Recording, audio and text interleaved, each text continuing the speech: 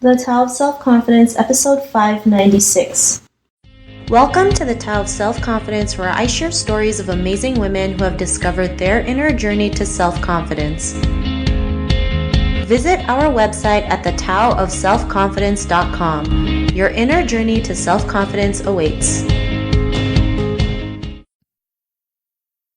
Well, hello, friend. Welcome to the Tao of Self-Confidence, where I share stories of amazing women who have discovered their inner journey to self-confidence. I'm your host today, Sheena Yap Chan, and today I have a phenomenal lady on the show today. She is an actress and a comedian. I'm really excited to have her on and share her story with us today on self-confidence. So without further ado, I'm going to introduce you to Diane Nguyen. Diana, how are you today? Maybe you can fill in a little bit more about yourself to our listeners. Great. So yes, I'm an actor and comedian. I've been doing this for 13 years here in Melbourne, Australia. I've morphed into lots of careers. Being a diverse woman here in Melbourne, I have opened and allowed myself to do many other hats. And so we'll be talking about how you do many hats and why you do it for yourself. Awesome. Well, thanks for sharing that. And Diana, what's your cultural background? I am Vietnamese Australian. My mother came to Australia by boat after the Vietnam War. So born and bred here in Australia. Thanks for sharing that. And what'd be your favorite self-confidence quote? Like my favorite one, which I kind of do as a joke, but I really believe it encompasses everything if you believe in it, which is may the force be with you. So allowing your spirit to go forward, I think is very important because that's something you own. Thanks for sharing that. And that's a great quote. I know it comes from the famous movie Star Wars, but it's true, right? It comes from within us. And when we can learn to use that, I mean, just imagine the possibilities that could happen. So thanks for sharing that. And in your own words, how do you define self-confidence? Self-confidence is when, I guess because I'm an actor comedian, I see it as when you're willing to be a fool and then you recover and you're still happy with what you just did. So the idea that you're comfortable within your skin and you're willing to just break down those walls that you may have of yourself and just go, I stuffed up, it's okay. And so I believe that is self-confidence, when you can make a fool and just pick yourself up and try again. I'm doing all these slogans today. I'm doing Aaliyah and Romeo Must Die. Awesome. Well, thanks for sharing that. And I think it's important to, just like what you mentioned, be a fool, right? Be willing to make mistakes, be willing to go after something, even though if it doesn't turn out the way that you want, at least you went after it, because at least you know the outcome versus wondering what if. And especially as Asian women, it's really hard to break down the walls that we've been brought up by. So it doesn't mean you have to make big steps, but little by little you can break that down and you can create that confidence. So thanks for sharing that great definition. And what was your life like before you discovered self-confidence? I think I'm in an unusual position because I guess I need to ask myself, what does confidence mean and what does self-confidence mean? So confidence is in my industry. I need confidence to do what I do. But I guess when did I realize my own self-confidence? I think when I had the support of people around me, and because being in an industry that I am, you need audiences. So when the audience fuel and give you applause and say that you're doing great work, that kind of filters into your own. Like being an artist, it's all personal and private. It's all meshed together. So I just had this image of my mother in the audience. I think when I saw her in the audience, that gives me confidence that I'm doing the right thing, that I'm following my right dream, that I have the support of my mum. And for many years, I didn't have her support in the industry that I am. But yeah, I just had an image of my mother just being in the audience and laughing and clapping. And I think that made me go, this is good. Yeah. I hope that answers your question. Yeah, totally. I mean, especially as Asian parents, when you do something that's totally out of, what they expect you to do, like the doctor or the lawyer or whatever it is, right?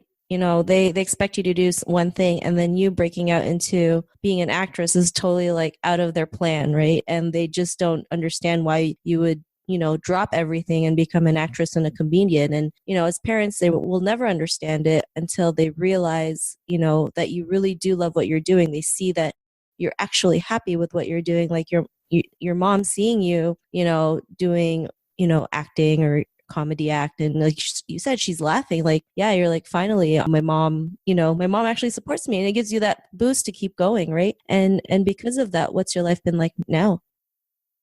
So I've been slogging along for 13 years, and it's been interesting. So if we talk about Asian parents, they have these amazing expectations that you need to adhere to. So no matter how you might feel that one expectation, but there's always a new one. So it's like never an ending cycle of expectations. But I guess when I saw my mum sitting in the audience and watching, I guess it made me go, well, if I've got the support from the biggest person who gave birth to me and has nurtured me and taken care of me up to the age of 18, that I'm pretty invincible right now. So I've kept going, and I've been really lucky that, I've had jobs, other like part-time jobs in government and blah, blah, blah, to support my acting career. So yeah, I've just kept going and chugging along. Yeah. I haven't seen an end date yet. Awesome. Well, thanks for sharing that. And, that's great that you keep going, keep moving forward, right? Most people quit in like the first year, but because you love it so much, it doesn't matter how long it's going to take. You're just going to keep going and going until, I don't know, I guess you get sick of it, or you never get sick of it, right? You just keep going. So I'm glad you're able to do that. And, to the woman who's listening to your episode, she may be in her own journey to self-confidence. What would be that one tip you would give to her? I would say self-confidence tip is to go and turn some music on and close your eyes and just move your body and see where that takes you.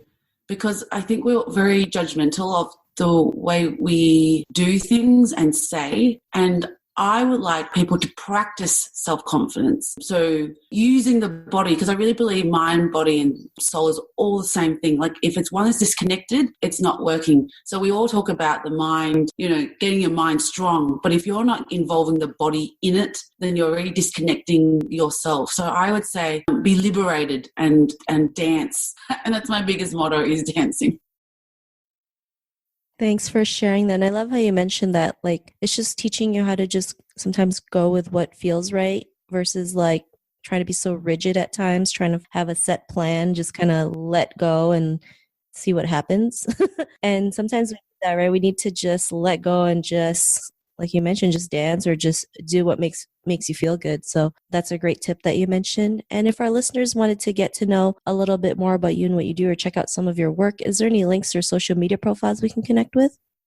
Yeah, I've got I'm on LinkedIn, so I'm Being Diana on LinkedIn. On Instagram, Being Diana as well. I'm on YouTube, that's Being Diana. So I'm doing a lot of personal branding right now, rebranding myself. Also on Facebook. Awesome. Well, thanks for sharing that. And to our listeners, if you want to connect with Diana, you can also head on over to thetaoselfconfidence.com and search for Diana's name. Her show notes will pop up along with everything else that we talked about. And I really just want to thank Diana today for taking the time to share her story and tips with us on self-confidence. So thank you so much, Diana. Thank you. Thanks for having me on. Not a problem. It was really great having you on the show. And to our listeners, be on the lookout for another new episode of another amazing woman's journey to self-confidence. And we'll talk to you soon. Bye for now. Bye. Thank you for tuning in to another amazing episode of the Tao of Self-Confidence. Get your free self-talk tape for building self-confidence by visiting our website at thetaoofselfconfidence.com. Your inner journey to self-confidence awaits.